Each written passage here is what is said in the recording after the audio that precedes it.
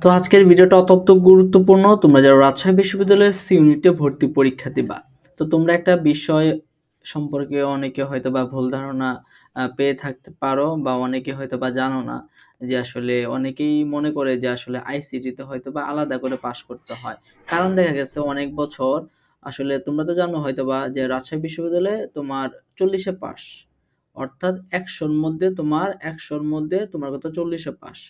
তো অনেককে দেখা যায় আসলে 42, 43, এমনকি 45 পেয়েও অনেকে ফেল করে। তো এটার কারণটা কি? তারা হয়তোবা ভাবে যে আইসিটিতে যে 5টা এমসিকিউ আছে, এই 5টার মধ্যে হয়তোবা কমপক্ষে 1 মার্ক পাইতে হয়। এটা অনেকেই বলে যে 1 মার্কের নিচে পাইলে ফেল করে। আসলে এটার যৌক্তিকতা কতটুকু? বা আসলেই কি এই ধারণাটা কি সঠিক নাকি ভুল? নাকি একটাও না দাগাইলেও তুমি পাস করবা?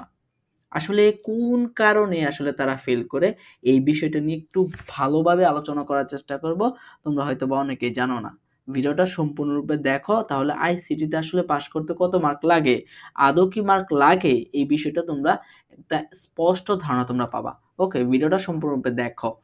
তো দেখো যে 24-25 শিক্ষাবর্ষে প্রথম বর্ষ স্নাতক বা স্নাতক সম্মান ভর্তি পরীক্ষার সি ইউনিট যারা ভর্তি পরীক্ষা দিবা তাদের জন্য বিশ্বভিত্তিক পরীক্ষার মানবন্টন ও শর্তাবলী, যেটা হচ্ছে আসলে পরীক্ষার ধরনটা হতো তোমরা তো জানোই যে এমসিকিউ হবে, সময় থাকবে 1 ঘন্টা, এবং প্রশ্নপত্র কয়টা হবে, 80টা প্রশ্ন।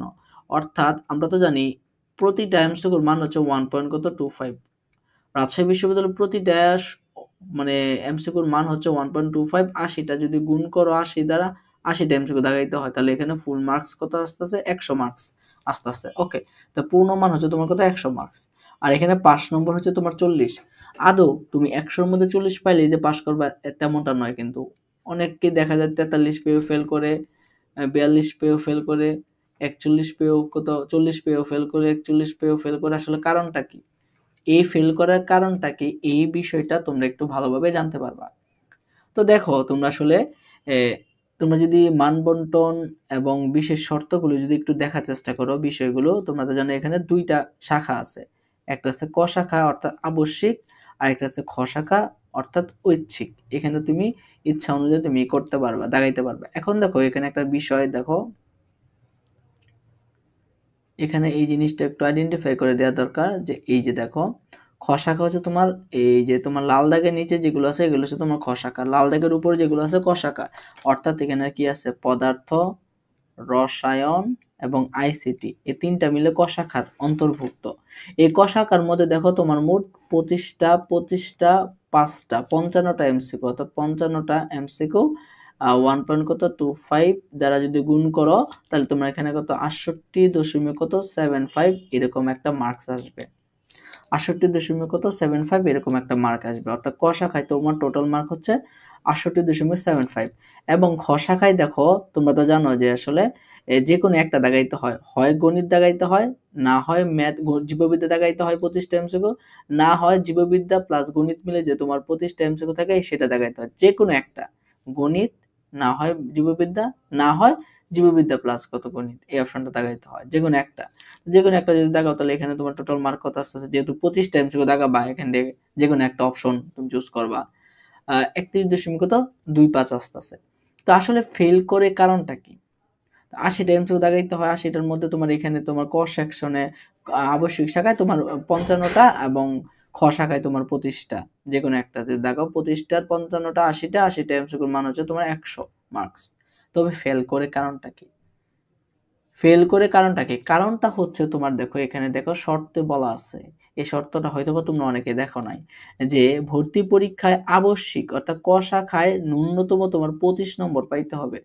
ন্যূনতম তোমার কত 25 নম্বর পাইতে হবে, এই জিনিসটা তোমরা অনেকেই জানো না। ন্যূনতম তোমার কত 25 নম্বর পাইতে হবে। দেখো লাল দাগ যে আছে, লাল লাল দাগের উপরে যেগুলো আছে, অর্থাৎ এই যে এই জিনিসগুলো, এই সাবজেক্টগুলো হচ্ছে তোমার কত আবশ্যিক শাখা। এই আবশ্যিক শাখা আমি বলছিলাম কত 68.75 টোটাল মার্কস 3টা সাবজেক্ট মিলে। তো আবশ্যিক এই 68.75 এর মধ্যে তোমার কত 25 পাইতে হবে। 25 পাইতে হবে, কমপক্ষে 25 পাইতে হবে। যদি 25 এর নিচে পাও তুমি কিন্তু ফেল হবা, টোটালি ফেল। তুমি 42 পাও, 43 পাও, তারপরে কোনো লাভ হবে না। তোমাকে অবশ্যই কি করতে হবে, 25 পাইতে হবে কমপক্ষে। যদি তুমি আসলে 25 বা 25-এর উপরে পাও, তখন তুমি আসলে এই ক শাখায় পাস করবা।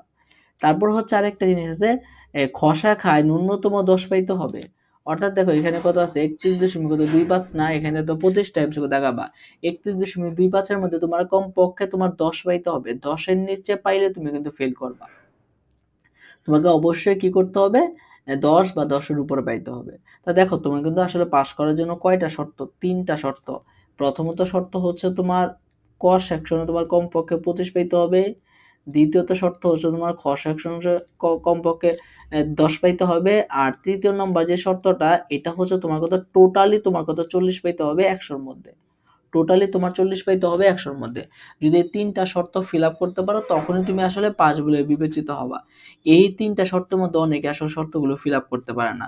অর্থাৎ অনেকেই দেখা যায় আসলে এই ক সেকশনে তোমার 25 যে বলে 25 পাইতে হবে, 25-এর মধ্যে অনেকে হয়তো বা 25-এর নিচে পায়, 25-এর নিচে পায়, যার কারণে আসলে তারা কি ফেল হয়ে যায়। টোটালি যদি তুমি 40-ও পাও, তখন দেখা যায় আসলে ধরো যে কেউ 24 পাইছে, ক শাখায় 24, আর এখানে ধরো যে খ শাখায় অনেক ভালো করছে, ধরো জীববিদ্যা দেখাইছে বা অন্য কিছু, ধরো এখানে তোমার কত, ধরো সাপোজ ধরে নাও 30ই পাইছে, 30ই পাইছে, তাহলে তো 24-এর মধ্যে কত 54 হয়েছে, 54 পায় অনেকে ফেল।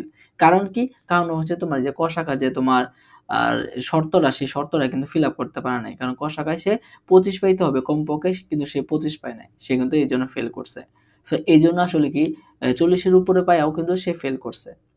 তার এর মানে এই না যে আইসিটি এ দাগায় নাই বা আইসিটি তে হয় নাই, এই জন্য না কিন্তু। আসলে আলাদা করে কোনো শর্ত নাই যে আইসিটি তে তোমার এত পাওয়া লাগবে, এত পাওয়া লাগবে, এরকম কোনো শর্তই নাই। তার মানে কি, আমার আইসিটি তে তুমি যে নাও দাগাও, তারপর তুমি পাস করবা। তোমার শর্তটা হচ্ছে তোমার টোটালি 3 সাবজেক্ট মিলে তোমার 25-এর উপরে কিন্তু পাইতে হবে, তবেই কিন্তু তুমি পাস করবা। অনেকে এই শর্তটা ফিল আপ করতে পারে না, তার মানে ধরে নেওয়া হয়েছে বা আইসিটি তে তার একটা সঠিক হয় নাই। আইসিটি তুমি না দাগাও, শুধুমাত্র পদার্থ রসায়ন দাগাও, যদি মানে 25 বা 25-এর উপরে পাও, তারপরে পাস বলে বিবেচিত হবা ক সেকশনে, মানে ক শাখায়। ওকে। তো এই জন্য তোমরা আসলে অনেকে কনফিউজড থাকো যে আসলে আইসিটি আসলে দাগাইতেই হবে কিনা। তো আইসিটি প্রিপারেশন না নিয়েও তোমরা কিন্তু ভালো করতে পারবা। পদার্থ রসায়ন এগুলো দাগায়ও কিন্তু তুমি 25 বা 25-এর উপরে যদি করো, সমস্যা নাই, তো সমস্যা নাই, আলাদা করে আইসিটি প্রিপারেশন নেওয়া দরকার নাই। তবে তোমাদের সুবিধার্থের জন্য আসলে আইসিটি প্রিপারেশনটা নিয়ে রাখবা। কারণ 5টা যদি এমসিকিউ থাকে আইসিটি থেকে, 5টার মধ্যে কমপক্ষে তোমার 2টা সহজ থাকবে। যদি প্রিপারেশনটা থাকে মোটামুটি, 2টা তো এমসিকিউ সঠিক করতে পারবা।